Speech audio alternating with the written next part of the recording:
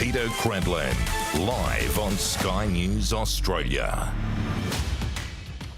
Good evening, welcome to the show. Here's what's coming up tonight on Credlin. The Albanese government is yet again on the back foot when it comes to national security, with a Chinese warship injuring Australian Navy divers. Now, the focus is on whether the Prime Minister called out Xi Jinping at the APEC summit last week, just days after the incident occurred.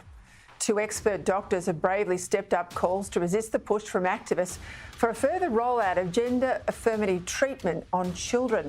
I'll speak to one of the doctors tonight who's gone so far as to remind his colleagues of their Hippocratic oath: at first, do no harm. Plus, after last week's horror parliamentary sittings, the Prime Minister under increasing pressure to reshuffle his front bench and get rid of the dead wood. Plus, that talk of Linda Burney as Governor-General has not gone away. And speaking of the horror week, pressure is still on the government to explain how they got that High Court decision to release foreign criminals so wrong. The Home Affairs Minister, under pressure, got defensive today when asked some very basic questions. I've given the answer to your question. That doesn't answer the question, Minister. Why didn't you approach countries before you agreed to the special I've given case? you an answer to your question. You may not like it, but I've answered your question.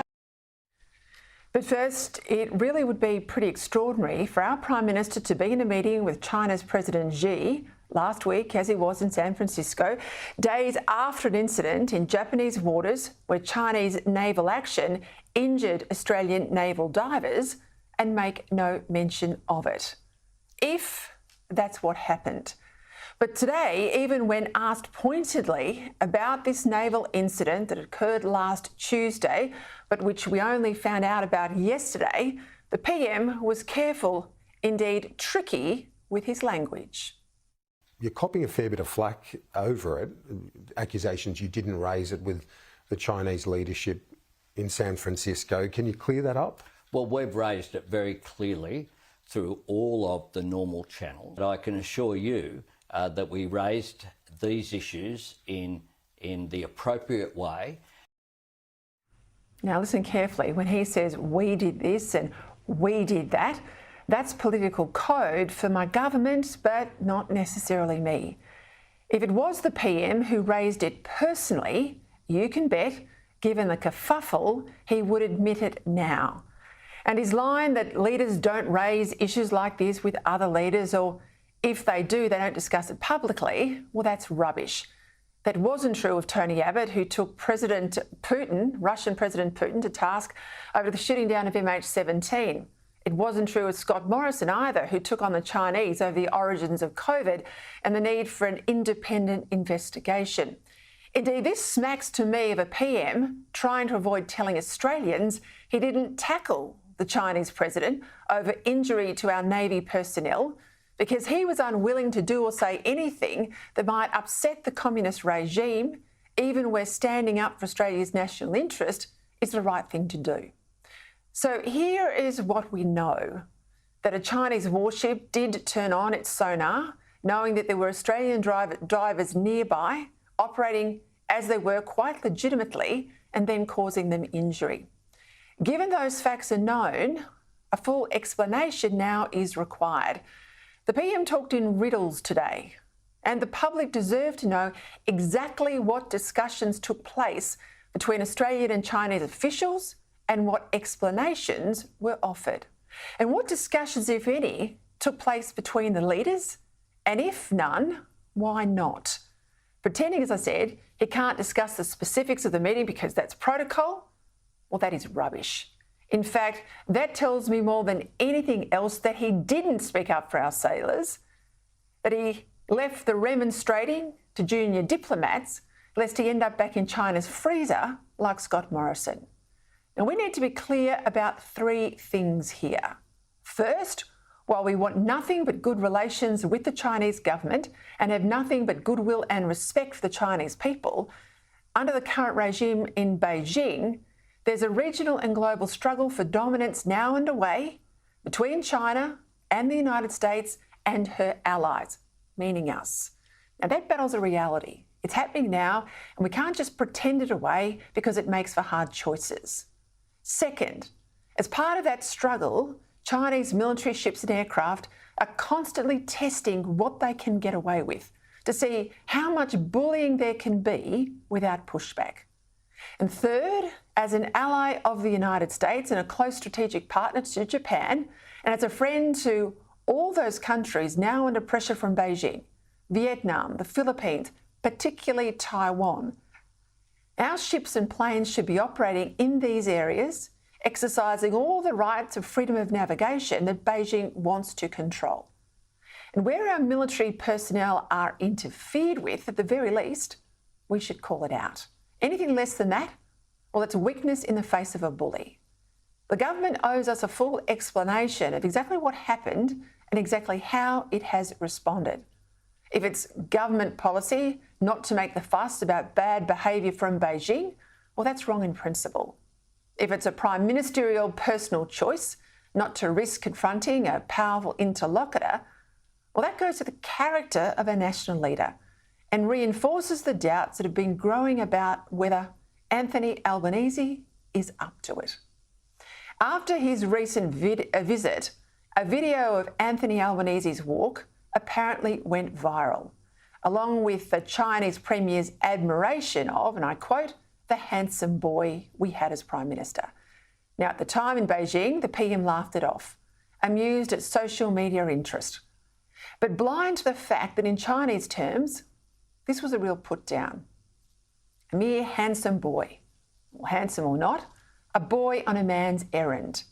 And doesn't it show when our bloke can't even bring himself to stick up for our Navy?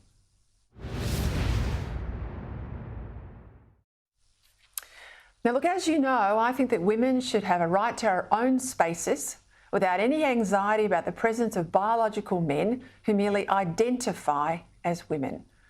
This is not to deny the rights of trans people to be treated with respect and consideration, just to affirm that women's rights must be respected. That's why I've always been dismayed at the way the Victorian Liberal leader John Pizzuto has responded to Upper House MP Moira Deeming, linking her with neo-Nazis and expelling her from the Liberal Parliamentary Party room just because a women's rights rally that she helped organise was gate-crashed by extremists. Now, understandably enough, Deeming has wanted to clear her name and to rejoin the party room to which she was elected as a Liberal. All along, though, Pizzuto has been resisting, even though this issue has stoked divisions inside the Victorian Liberal Party room. It's caused a donors' strike and it's generated strong support for Deeming amongst the party's rank and file members who want their party on the side of women and MPs like Deeming who give a voice to the voiceless. Now, full disclosure, from time to time I've offered Moira advice as she sought to rejoin the party room to which she was elected. And I have encouraged her for some 8 months now to work inside official party processes, to work behind the scenes, not through the media, not through the courts, to try and resolve this issue and avoid a public stoush with the Victorian Liberal leader. Despite everything thrown at her, Moira Deeming has tried her best to do that. And over the weekend, finally, there was a face-to-face meeting between John Pizzuto and his expelled backbencher. But the meeting broke down, I gather, because Pizzuto still won't have her back in the party room, even though he admits she's not a neo-Nazi, and even though that was the original reason for expelling her. Now, it's ridiculous, isn't it? But that's where he's at. Behind in the polls and still unable to fully admit he got it wrong and to make amends. Now, because of this pig-headedness, this week, Deeming's defamation action will now go ahead, meaning that for months, if not years, the Victorian Liberals won't be fighting the worst Labor government in the country. They'll be fighting amongst themselves and spending a lot of money through the courts, all because John Pizzuto won't be the bigger man and welcome back into the party room someone who was expelled under false pretences. False pretences, I might add, is privately willing to admit, but isn't man enough to fix. Honestly, is it any wonder that Daniel Andrews could quit as Premier And John Pizzuto can still go backwards by 13 points in the very next poll. In the by-election over the weekend, Labor managed to hang on to Andrew's seat of Mulgrave, but recorded a 10-point swing against them, on top of the 13 points that Labor lost last year. The problem is that swing against Labor didn't end up with the Liberals. Is it any wonder that voters are disillusioned, and any wonder that so many rank and file Liberals are so angry? All right, let's go to Canberra now for the headlines. Sky News political reporter Joel Philp. Good evening. Prime Minister Anthony Albanese has spoken for the first time about an incident involving Australian and Chinese warships near Japan, which left a number of Aussie sailors injured. The Prime Minister says the incident, in which a Chinese warship blasted sonar pulses in the direction of Australian military divers, has damaged the relationship between the two countries. This was dangerous, it was unsafe and unprofessional from the Chinese forces, and our major concern, of course, is always for the safety of our Australian Defence Force personnel. While Sky News understands the PM raised the issue with China's leaders while he was in San Francisco for the APEC leaders meeting, Anthony Albanese wouldn't confirm if that meant he spoke directly about it with Chinese President Xi Jinping, insisting he doesn't comment on private conversations with world leaders. We have put our very strong objections to China very clearly, very directly, through all of the appropriate channels in all of the forums that are available to us. Optus CEO Kelly Bayer Rosmarin has resigned less than a fortnight after the telco outage, which left millions of Australians offline for more than 12 hours. After fronting a Senate hearing on Friday and leaving Parliament House surrounded by police and security guards, Ms Bayer Rosmarin today issued a statement that reads, "Having now had time for some personal reflection, I have come to the decision that my resignation is in the best interest of Optus moving forward." Optus's CFO will lead the company for now, as it embarks on a global search for a new CEO. The Prime Minister has defended the government's handling of a High Court ruling which forced it to release a group of convicted criminals from indefinite detention. Labor had to cave into demands from the coalition to rush through emergency legislation to limit their freedoms. Peter Dutton was the minister for 6 years in charge of this particular area. Did he have legislation ready? The opposition wants the government to investigate whether preventative or continuing detention orders designed for terrorists could be used on those released in the past 10 days. We await the decision of the High Court where the reasons haven't been published yet. So that will have implications as well. All right, let's get across. Joining me now, as he does every Monday, the Australian's national editor, Dennis Shanahan. Dennis, thank you, as always. I wrote yesterday in my newspaper column in the Sunday papers that I reckon last week was by far the worst week for the government since it was elected. How would you assess it? Well, Peter, I wouldn't be unsurprised to agree with you, given I jumped the gun a bit in the Australian and said last Wednesday it was the worst sitting week since the election. It is clearly the worst parliamentary performance we've seen. The whole toxic issue of Anthony Albanese's overseas travel came to boiling point. He wasn't there. The Minister for Immigration and the Minister for Home Affairs hadn't prepared for the huge decision by the High Court. The decision since, the arguments about it, including the Prime Minister's today, are inconsistent. They're illogical. They're almost risible in the lack of logic they're applying just to argue because they failed to actually have precautionary legislation ready. But they got caught out legislatively and politically by Peter Dutton. And then we had, on top of that, just to make things worse for Anthony Albanese in San Francisco at APEC, the decision by the government not to release the information about the injury to naval divers as a result of Chinese sonar being directed towards them underwater, and then Now the Prime Minister is caught in a whole web of who did he tell, when did he tell it, who knew what, when. And so I think last week was definitely the worst week for the Labor government. And I think that the next sitting week is going to be a real test for Anthony Albanese's leadership. I don't mean that in a sense that he would face any challenge. I mean a challenge to his leadership ability to actually set up the government to reset and get back onto a positive agenda, or the Labor Party is going to go into this long Christmas break with a very bad outlook for next year. You're right to mention the lines today from the Prime Minister just aren't plausible. This idea, he says, Peter Dutton was there for 6 years. He did nothing about this High Court decision. Well, the warning only came in June. They've been there in June. Peter Dutton wasn't there in June. They've had since June until November to come up with a plan B. They clearly did not have them. You have this issue with the Chinese. The incursion happened last Tuesday. Well, the PM was in the Parliament on Tuesday. He could have done a statement to the Parliament. So could the Foreign Minister, as would be usual. Neither did. He then goes to San Francisco. He meets on the sidelines with Xi. He leaves the impression he might have disgusted, but you heard those comments, the bit of the royal we. Well, leaders use we when they don't mean me, and that was very clear from that comments I listened to the Prime Minister. He is not admitting he raised anything with Xi, and so you've got, I think, a trifecta of woe. You've got the voice defeat, you've got this issue now over the weekend with the Chinese, and of course you've got the detainees from last week. And you don't feel at the moment, as people are looking at them, and these three things have really cut through with voters, as people are looking at the government, you don't feel that this is a Prime Minister in charge of the ship.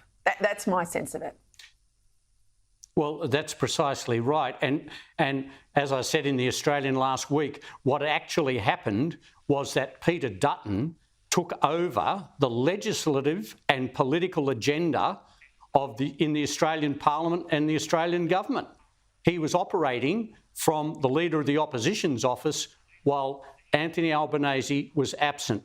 The government had to capitulate completely to Peter Dutton legislatively and politically because they had not prepared for it.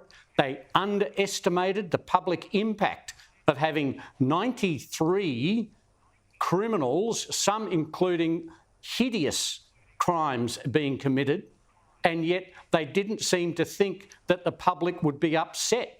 They certainly didn't think that there needed to be any precaution legislation prepared. And let's remember that Julia Gillard suffered a big loss at the High Court when she proposed her Malaysian people swap. Same issue, Prime Minister. Who was the Immigration Minister? Well. Chris Bowen. Chris Bowen, Anthony Albanese, Tony Burke, they were in the Cabinet. And here they are now saying, oh, well, we didn't think we'd have to prepare precautionary legislation. It is almost unbelievable that they could not calculate that the High Court was going to make an adverse decision, even if there was only a chance that they would. This issue was so serious that they just seemed to think that releasing 93 criminals wasn't going to be too upsetting for the community. And they didn't think of the impact on people. I agree with that last point. They didn't think of the impact on people, but I think on the issue of detention, as we saw with the Malaysian solution, as we saw last week, the issue of detention inside the Labor caucus, particularly on the left, it's dynamite. And I think they'd rather, bury their head under the doona and hope that the High Court doesn't land them with a detention conundrum to sort of resolve. I think they'd rather that than try internally, have a plan B, have those debates and risk, I guess, division. I mean, we've got the reshuffle season almost upon us with summer. All this talk about Linda Burney, he has to do something about her. So says the commentariat. I think he does too, though, given her pretty shocking performance during the Voice referendum. He's now got this issue in that portfolio. Home Affairs Minister Claire O'Neill, Immigration Minister Andrew Giles. I mean, they're neck and neck to see who's the worst performer in the portfolio. colleagues seem restless. What do you think he's going to do? Well, this is the traditional time. It's halfway through the term. It's just before Christmas. And what Prime Ministers tend to do, if they do want to reset, and Anthony Albanese has to reset, he has to shake up his team, he has to make them perform better, he has to find an excuse to have a reshuffle. And of course, Linda Burney, the voice wasn't even carried in her own electorate. She has indicated she's had health issues and so forth, so it may well be that Linda Burney could be the one who is moved aside, which then provides the reason for a reshuffle. And so that way you can then start to change people around. But the danger for the Prime Minister is that there are so many ministers who haven't performed well in their portfolio that changing the chairs doesn't necessarily make it better. But it is a step forward, and I think this is something that he must consider, and he must consider before Christmas to give any new ministers the chance of that long summer break to settle into their portfolios. Some of them haven't settled into the portfolio in the first 18 months, so they'll need a bit of a break to do so over summer. We will watch with interest, Dennis Shanahan. Thank you. All right, let's go to the events from last Tuesday that we only found out about in the last 24 hours. An Australian frigate, HMAS Toowoomba, was engaged in a diving operation to clear fishing nets in international waters near Japan, and they encountered a Chinese warship, a destroyer. Although Toowoomba requested the destroyer to maintain its distance, the warship drew closer. This is when Australian divers suffered injuries due to sonar pulses emitted by the Chinese ship, raising concerns about Beijing's conduct of military operations in international waters and, of course, the potential for escalating tensions, especially around Taiwan. Joining me now to pull this apart a little, Australian Strategic Policy Institute's senior analyst, Malcolm Davis. Malcolm, as I said, it happened last week. It happened on Tuesday. The PM was in the Parliament.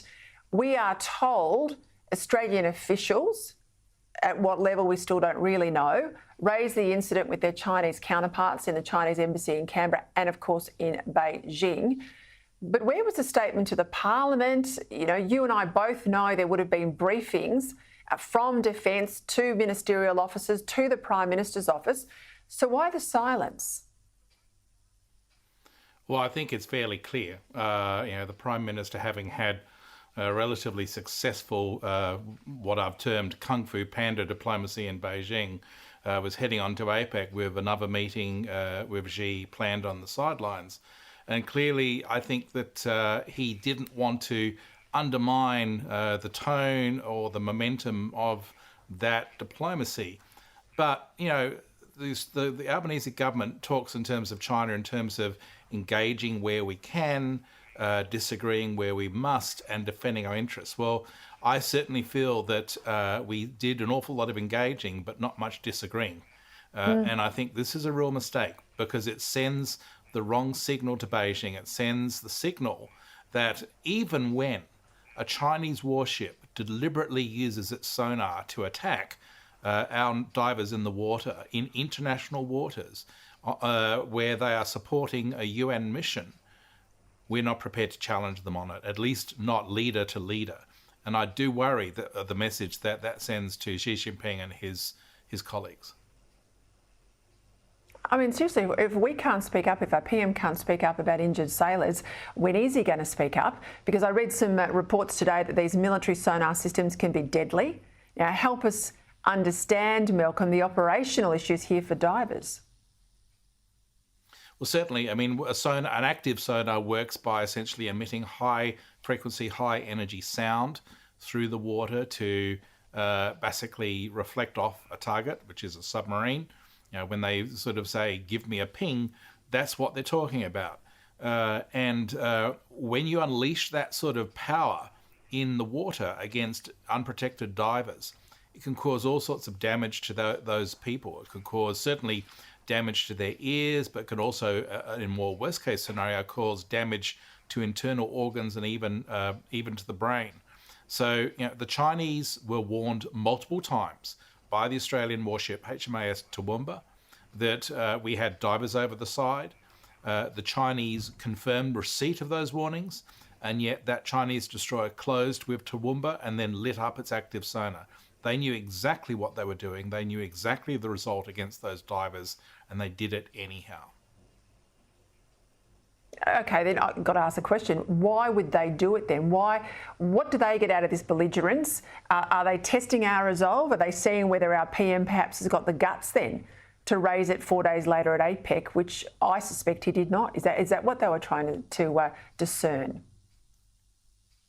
Having established a degree of dialogue between Albanese and Xi in Beijing earlier, I think that what you could see now is the Chinese trying to use coercive pressure, is perhaps a strong term, but certainly a degree of coercion to try and get us to accommodate Chinese interests.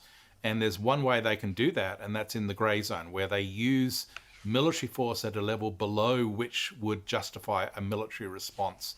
They've done it before, where you had a Chinese warship in the Arafura Sea in our economic exclusion zone that used a high-energy laser on a Royal Australian Air Force P-8 and could have damaged the eyesight of the crews. Then more recently, we've had a Chinese fighter jet that released chaff into the air intake of a P-8 that could have led to the crash of the plane and the loss of the crew, and now this. So I think the Chinese have form on this sort of behaviour, whereby on the one hand they talk about engagement and diplomacy and stabilisation, but then they use their military to put pressure on us. And I think the objective of the Chinese here is to intimidate us into perhaps giving more concessions down the track. Just quickly, I want to get a comment from you, if I can, in relation to the war in Gaza. The Israeli army has just published video showing clear evidence of a sophisticated Hamas tunnel network underneath Gaza City's Dar el-Shifa hospital complex. Now, this is well known in intelligence circles, isn't it, Malcolm, even if some in the media want to downplay the news? Well, exactly, and it's amazing that the opponents of Israel have been very strong and loud in blasting Israel for attacking this hospital complex and denying any tunnel complex exists. But here we have the evidence that it does. It's an extensive tunnel complex where the Hamas group have been using not only for moving around the battle space, but for storing weapons and ammunition. And that's a direct violation of the Geneva Convention, whereby you essentially use a civilian environment, particularly a hospital, to hide behind in terms of to undertake military operations. So I think the evidence is pretty clear that Hamas were using this hospital for military purposes. And I think the Israelis did exactly the right thing in terms of providing us with the evidence to basically show that that was the case. Malcolm Davis, thank you. Malcolm Davis there, defence analyst. Just before the break, on Saturday, of course, that by-election in former Premier Daniel Andrews' seat of Mulgrave was held. And it wasn't a great result for the new Premier, Jacinta Allen, or her Labor government. Although Labor retained the seat, their candidate, Eden Foster, had a large 10.9, so 11% swing against her in what has always been a very safe Labor seat. This comes after Andrews himself faced an 8.5% swing in last year's November state election.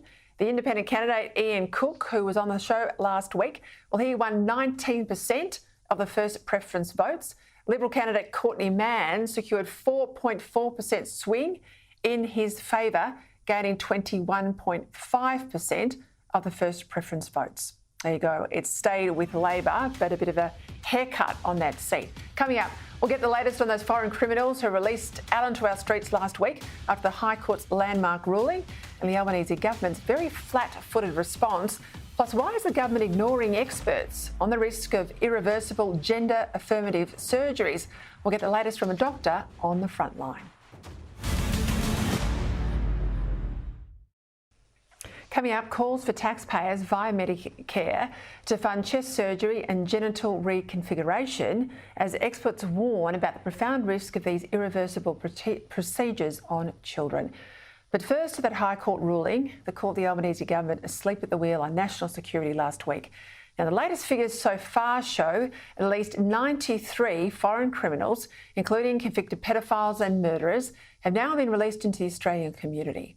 And although the Albanese government agreed to several amendments from the coalition to last week's emergency legislation, ankle bracelets, curfews, the fallout has continued, especially given none of these foreign criminals will be locked up again. And there's perhaps another 247 set to be released. Joining me now for the latest, Shadow Attorney General Michaelia Cash. Michaelia, thank you for your time.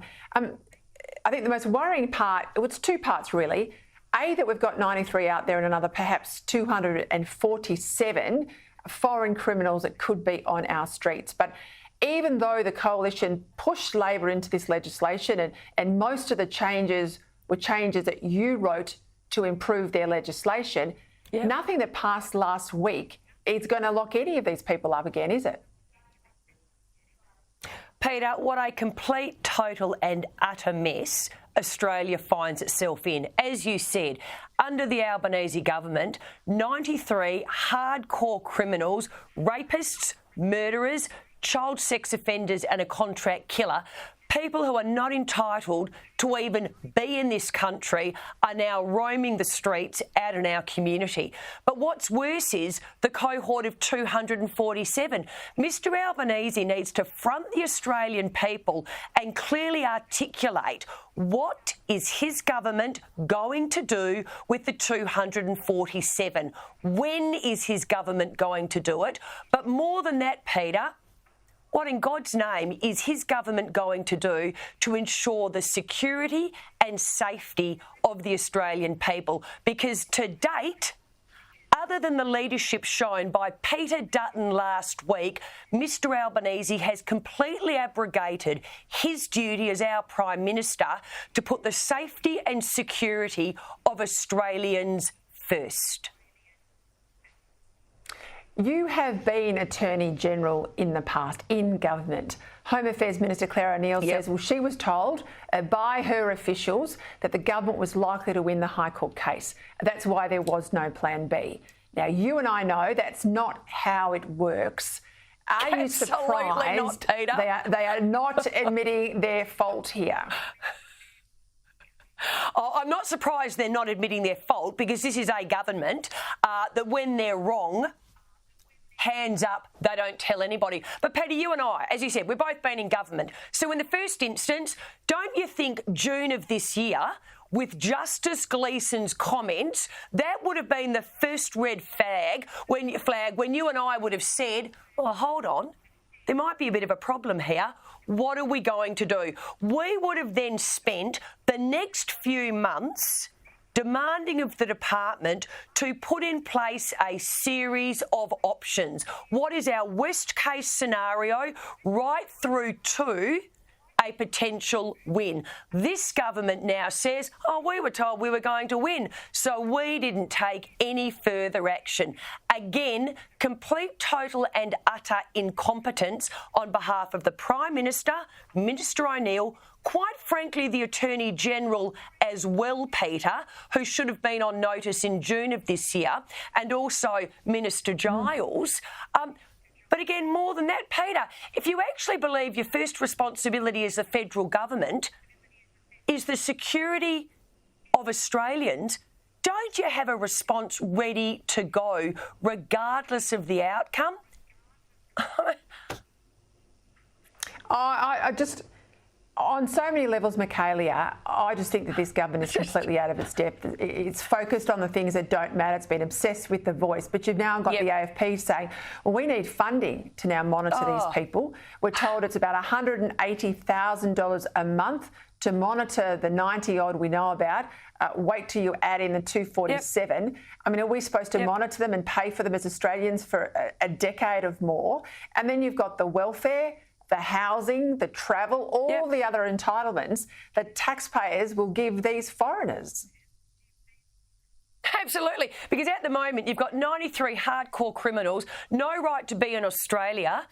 And guess what? The taxpayer for the next 12 weeks is funding their lifestyle. Another 247 could potentially be in that situation. But Peter, I think what's exposed the Albanese government is A, the leadership shown by Peter Dutton, B, that Peter's put options on the table, including looking at the high-risk terrorist offenders regime, which, as you and I know, could actually be manipulated. Have a good look at it and see what you can do to actually include these people in on it.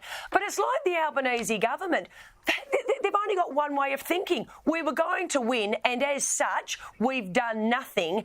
And now we're actually hoping Peter Dutton knows what to do, because we don't. I actually feel very sorry for the AFP and our intelligence agencies, because I've got a lot of respect for them. And the Albanese government seems to have just said to them, well, it's over to you now, guys. This is up to Mr Albanese to show leadership as the Prime Minister of this nation. And again, he's just abrogating his first responsibility to keep Australia and Australians secure, not worry about the rights of a cohort of high-risk criminals who have no right to be here in the first place. Perhaps Mr Albanese needs to take a leaf out of Peter Dutton's book. Mr Albanese, why don't you have the back of Australians? Because Peter Dutton does. I tell you, my viewers are saying there's no contest. Put Michaelia Cash in Home Affairs rather than Claire O'Neill. Senator Cash, thank you. All right, let's go to that issue. I discussed it yesterday in my Sunday paper column. I asked a question that parents, I think, are asking right across the country. Everyone wants to do the right thing by young people, but does that mean agreeing to irreversible chemical and surgical changes to teenagers who might just be confused or unsure about who they are and how best they fit in? I mean, this is the debate we've been having now for almost a decade, since radical gender ideology has crept into Australia. Two doctors with extensive work in child and adolescent psychiatry, well, they've just published a new academic paper that calls into question many of the practices surrounding gender affirmative medicine in Australia. And they are urging caution amongst medical professionals to resist the pressure from activists when it comes to our children. Now, given what we've seen from the Tavistock Child Gender Clinic in London, which has been investigated by the Parliament and since closed down, this is a conversation we've got to be brave enough to have here in Australia. Joining me now to discuss this is one of the authors of the paper, child and adolescent consultant psychiatrist, Dr. George Halasz, and an adjunct senior lecturer too at Monash University. Dr. Halasz, thank you for your time. Tough topic, one we can't shy away.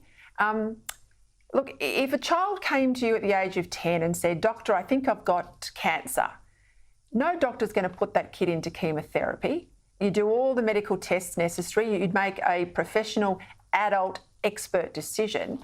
But when a child presents with gender dysmorphia and says, a little girl says I'm a boy or a little boy says I'm a girl, why do we go down the path of telling this kid, well, you're 10, you must be right, and put them on a path, in many cases, that's irreversible?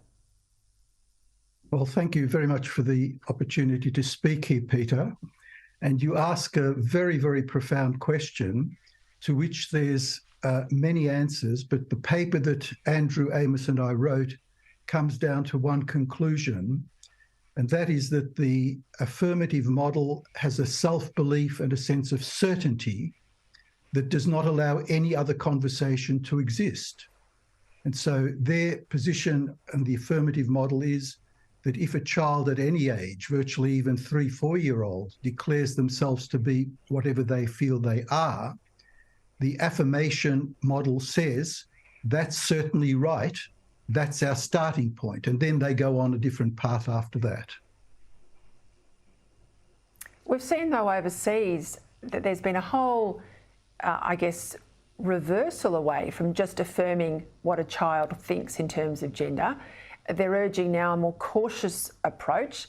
They've certainly done plenty of studies where they've shown that some of these children can be afflicted with other issues like autism that are skewing some of these gender results, and when those other things are resolved, they've got a greater sense of their born sex and gender identity, that these issues of dysmorphia fall away. Why are we in Australia using the old theory now and not the new theory? What a great question. What we discovered in the paper that we wrote based on the Tavistock experience is that any questioning, including the very profound question you raised for doctors, that when a child presents with any gender issue, we must do a holistic, complete assessment of all possible contributions to that child's suffering. And I have to say that I believe that all of us are trying to do the right thing, that is to relieve children's suffering. However, the path of the affirmation, as practiced at the Tavistock, has ended in an absolute scandal. And as you mentioned, the Tavistock actually has been, that the Gender Identity Development Service has been closed down because it was found not fit for purpose. So when you ask, why are we following a path that has been proven and shown with evidence to be failing the service delivery, we all ask the same question, and that's why we wrote the paper, to engage the conversation in Australian community. We find, though, that there's new guidelines out from the Royal Children's Hospital in Melbourne, and they back in this affirmation principle. They're backing in the prescription of puberty blockers and cross-sex hormones by GPs for children. As I said, and you confirm that experts around the world are saying, well, let's be a bit more cautious. You're saying to your colleagues, the Hippocratic Oath, the first thing doctors swear, do no harm. Why is it being ignored? You may ask again that I think that the affirmation ideology has such a sense of conviction in its certainty in being right that it even subordinates science and medical science under its sense of entitlement to be correct. Whereas the history of medicine actually marches with debates, conversations, some very heated conversations, but it allows a toing and froing of knowledge. And that's what we found that at the Tavistock was actually prohibited. How concerned are you, though, that this culture of intimidation, you're right to point out that the story of medicine and indeed science through the ages is to test, it's to challenge, it's to resolve with fact, not sorcery and all the other things that have existed in the past. But that's being put aside and people are being silenced. Experts like you, I hope you haven't been intimidated, but I've spoken to plenty that have. Why is it on this subject common sense seems to be out the window? Well, I think medicine is part of culture, and if I may say that I think that common sense is being thrown out the window on a number of fronts, and this is one manifestation within the medical fraternity over the last 10 or 15 years. So I don't think it's unique in the phenomenon in culture that common sense seems to be seeping out, and this ideological certainty that we know what's right is seeping in. I think it's terrifying, Dr. Halasz. Congratulations on at least contributing to the debate, putting that medical paper out there, and I hope the debate happens in Australia that's happening overseas. Thank you for your time.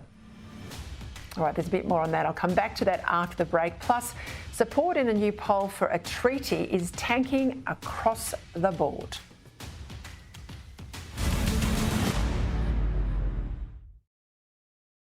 Welcome back. New polling from the Resolve Political Monitor shows that support for treaty processes has plunged following the Voice defeat, falling from 58% in October to 33% this month. So from 2/3 of people in favour of them to 2/3 now against a treaty, Australia with ourselves. No surprises, yet the PM and his government still haven't ruled out a process, pushing on with their Labor Makarrata Commission. Joining me now to discuss this and more, we're joined by Queensland LNP Senator James McGrath and Sky News host Corey Bernardi. Gentlemen, welcome. James, I listened very carefully to the Prime Minister in that week after the Voice. He kept Makarrata on the table. Makarrata, people at home, means treaty. He said, Indigenous leaders are mourning the loss of the Voice. He needed to consult with them, blah, blah, blah, blah, blah. They've still got the millions. It's still on the table. And I think this whole Israel-Gaza conflict meant he simply dodged the issue. Please tell me you're going to pursue it when Parliament's back. Of course we're going to pursue it, and we're also going to pursue it especially through estimates with the millions of dollars that were wasted on The Voice, but also the millions of dollars that have been put aside for this so-called truth-telling commission. It is in Anthony Albanese's DNA, because he is so left-wing, that he does want to proceed with these issues. But you're right, he is using world events as a cover. He's hoping everyone forgets about it. And in the new year, when people aren't talking about cost of living, he's going to start bringing the treaty back. And I will bet you a lunch at a nice pub somewhere in Brisbane that if he goes with the treaty, he will lose the election in a landslide, because I can't see support for the treaty getting above the teens if it was ever put to a referendum in Australia. I agree with you, but now he's been walloped on The Voice, James. I reckon he'll try and do it by stealth, and that's why you've just got to keep your eyes open in the Parliament. Corey, you would have perhaps heard my interview then with an expert psychiatrist with another chap who's written a paper about why Australia, I guess, is following old trans or gender identity issues or policy for children, stuff that they're not doing overseas. It comes, though, at the same time as the Australian Society of Plastic Surgeons. They're pushing to have 21 different gender-affirming surgeries, including chest mastectomies and genital reconfiguration, subsidised by Medicare. Now, query here, Corey, will this be bureaucrats making the decision, or will it go up to the Health Minister? Will the Parliament get a say? Will they even listen to experts? Well, generally, Peter, I think it goes to the Health Minister and they decide what subsidies will be made. And based on current form, you think they're going to cave into this. The plastic surgeons merely want the money. But your previous guess is absolutely right, Peter. And I put it in this context. If someone, and this has happened, if someone has presented and said they're fully able-bodied and they say, I identified as someone who's disabled, would we remove a healthy limb? And the answer to that is no. But it has happened elsewhere in the world. And there are people who are now arguing we should be doing that. If someone presents with an eating disorder and they look in the mirror and instead of seeing someone who's very, very thin, they see a fat person, do we give them diet pills and say, yes, you should be thinner? No. We hospitalise them, we give them medical treatment in order so they can see the truth and the reality of what's there. This is a giant social experiment now with children's lives. Adults can mess up their lives as they like. I don't want to pay for the adults messing up their lives. But we shouldn't be having medical experiments on children who obviously have an underlying ailment that can be treated with alternative methods until they can make a decision for themselves. Last week in the Senate, James, your colleague, Senator Antic from South Australia, put up a motion for an inquiry. He wanted to get experts on all sides to present. Now, they've certainly had an inquiry on this issue in the United Kingdom. It's had a massive impact over there. They've shut down their gender clinic. They've reorientated the policy. They've matched, I guess, what's happening in Europe. We haven't. And in fact, a lot of your colleagues, they voted against having an inquiry. Why would we be scared of an expert inquiry? I don't know, and maybe you need to get one of my colleagues on who did vote against it. I think there's nothing wrong with the Australian Senate having an inquiry into such matters and ensuring that we have that conversation by getting the experts in the room and hearing from them as to this particular issue. We should not be frightened of hearing from experts and hearing from the truth as to what has happened overseas and how that can have an impact here in Australia. Corey, this is a different issue, but I think it's really important. Gina Rinehart's out there claiming that the EPA has double counted certain emissions from the Atlas iron mine. She says this is a real worry. It's costing billions of dollars in tax revenue, so money to the bottom line of the Australian budget, and it's also costing thousands of jobs. Now, I've always thought there was a lack of integrity in how these emissions and other green measurements are made. What do you think?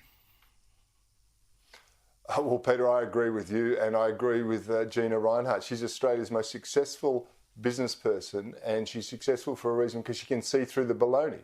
And what we know is that these green schemes have got nothing to do with the environment. They're all about control, they're all about cash, and they're all about stopping the industries that the greenies don't like. Mining, agriculture, they don't like transport industries. In fact, they want to take us back to the dark ages. And that's why the bureaucrats who, vote green more than they vote anything else, and the whole bunch of other people are trying to implement really negative influences, whether they're justified or not. So it's got nothing to do with the environment. It's all about money and stopping progress in this country. And that's why we need to put a stop to it. And I'm heartened that Peter Dutton's actually pretty prepared to face up to some of this stuff now, which is very encouraging.